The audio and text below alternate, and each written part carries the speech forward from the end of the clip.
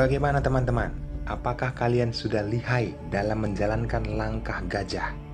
Gajah petak terang ataupun gajah petak putih? Mari kita belajar dengan si Raja Gajah, teman-teman.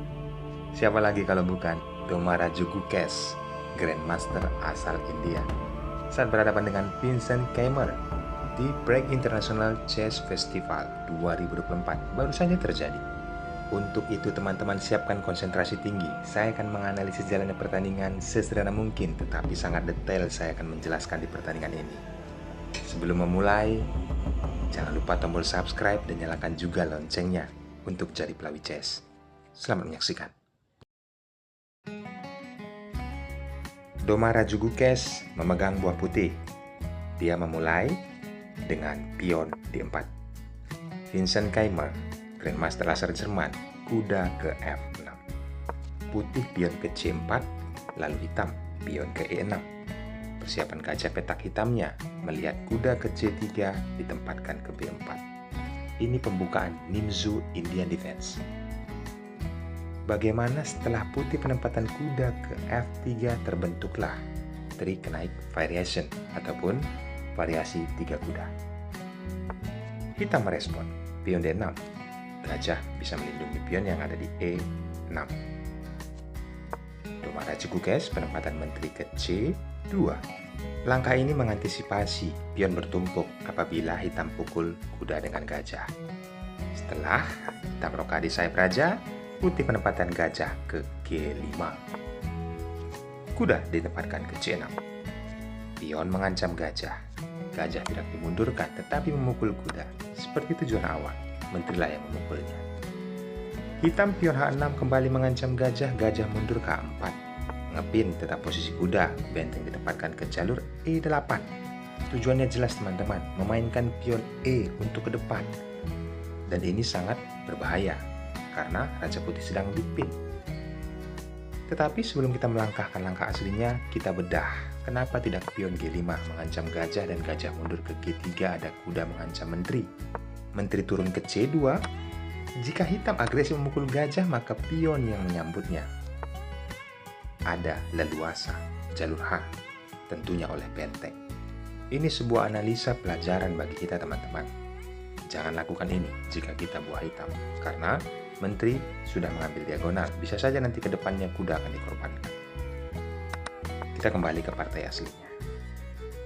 Tidak pion G5 yang dimainkan tetapi benteng ke E8. Itulah Vincent Keymer. Domaraju Gukes merespon rokade sayap raja. Rokade berseberangan sangatlah brutal.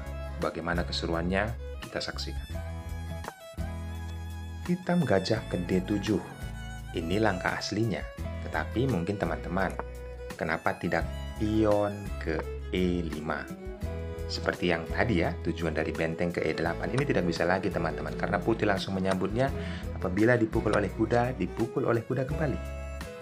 Jika benteng memukulnya, menteri tidak segan-segan memukul benteng. Karena apa? Setelah pion memukul, putih juga memukul menteri tempo skak. Dan rajanya naik. Jika dilanjutkan teman-teman, pertukaran perwira. Dan putih unggul 1 perwira. Maka dari itu teman-teman, tidak berlaku pion E5. Jelas, karena putih telah rokade sayap menteri. Hitam tidak memainkan pion E5, tapi penempatan gajah ke D7. Putih pion ke E3 mempersiapkan gajah petak terangnya mengambil diagonal.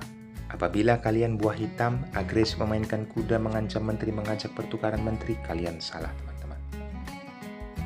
Kita analisis, jika langkah ini dimainkan, maka putih akan menurunkan saja menterinya ke C2. Karena apa?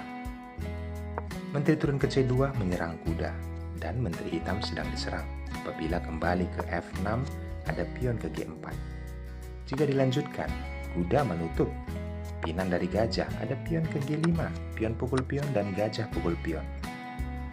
Jelas ini sangat tidak nyaman teman-teman, karena ada gajah petak putih bisa main ke D3, ada pion yang ke H4. Unggul putih. Maka dari itu, jangan mainkan kuda ke E4. Langkah aslinya, Vincent Keymer, pion ke E5. Domaraju Gukes menurunkan menterinya ke C2.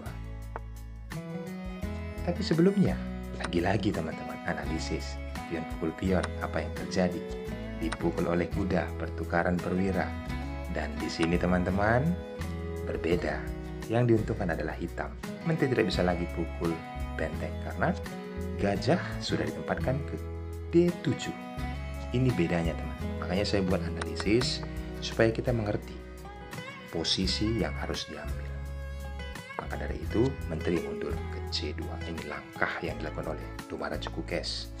Hitam pion ke A6, lalu putih gajah ke D3. Mempersolid bentengnya sekaligus mengambil diagonal. Perhatikan gajah petak putihnya. Di sini pion ke G5. Putih teman-teman, pion pukul pion. Yaps, hitam memukulnya dengan kuda. Kuda dipukul kuda. Selanjutnya, kuda dipukul oleh benteng. Posisinya putih, gajahnya terancam ya, makanya pion maju mengancam benteng. Lagi-lagi, pion maju mengancam benteng kembali. Karena apa? Gajahnya masih terancam. Setelah benteng mundur ke C6, situasinya berbeda. Domara Cukukes langsung pukul pion dengan pion. Dan kuda ke G4. Tetapi kenapa kuda ke G4? Kalian berpikir, kenapa tidak pukul pion dengan pion? Itu blunder teman-teman. Langsung dipukul oleh gajah, kuda sedang dipin ya. Apabila putih melangkahkan benteng ke F1, kuda akan tumbang. Maka dari itu, harus tetap antisipasi, melihat beberapa langkah ke depan. Tidak pukul pion dengan pion, di sini memainkan kuda ke G4, mengancam pion. Tapi putih langsung mengambil tempo skak dan raja bergeser ke F8. Selanjutnya, putih benteng ke F1, mengepin pion. Menteri coba melindungi pion ke E7. Nah, sekarang giliran kalian. Pos videonya temukan langkah terbaik untuk putih. Dan ini langkah yang dilakukan oleh Domara Cukukes. Bagaimana teman-teman? Apakah kalian menemukannya? Yaps, selamat bagi kalian yang melangkahkan pion ke G6. Memanfaatkan pion yang sedang dipin ya, yang ada di F7. Dan di sini pion ke F6. Kita analisis lagi teman-teman. Setelah pion ke H3 mengancam kuda, di sini hitam mengabaikan kuda, lebih mengancam pion ataupun mengepin posisi pion dengan benteng. Domara Cukukes, bagaimana dengan kondisi seperti ini? Kenapa tidak pukul pion dengan kuda? Ini langkah salah, teman-teman. Karena apa? Menteri dibiarkan saja. Karena putih juga mendapatkan menteri dengan benteng. Apabila raja memukul benteng, maka pion dipukul oleh benteng. Selanjutnya ada open skak, teman-teman, apabila benteng ditarik. Jika hitam menghindari terlebih dahulu, maka pion yang ada di G7 saya tidak percaya akan promosi. Luar biasa, teman-teman. Inilah langkah analisis yang harus kita pahami. Jangan gegabah. Jangan memainkan kuda memukul pion. Tetapi di sini hitam masih mencoba mengancam pion yang sedang dipin. Bagaimana kondisi seperti ini setelah pion memukul kuda? Yang dilakukan oleh hitam memukul pion dan mengancam menteri dengan benteng. Itu diabaikan, teman-teman. Putih mengambil tempo skak memukul pion dan raja bergeser ke E8. Langkah berikutnya Domara Cukukes membuat berbeda, pion G7, dan ini spektakuler, hitam memukul menteri dengan benteng. Kenapa teman-teman? Pion yang ada di G7 tidak dipukul. Dan jika itu terjadi, maka putih memukul benteng dengan menteri, disambut oleh pion. Langkah berikutnya putih melakukan tempo skak dengan gajah. Dan percaya atau tidak teman-teman, setelah raja bergeser skakmat benteng ke F8. Luar biasa jebakan langkah pion mungil tersebut. Maka dari itu coba kita kembali ke partai aslinya. Vincent Kemmer masih mencoba. Dengan posisi seperti ini dia memukul menteri dengan benteng. Dan disambut oleh gajah. Tapi memang selanjutnya pion tersebut dipukul teman-teman oleh menteri. Dan berikutnya putih melakukan hal yang sama.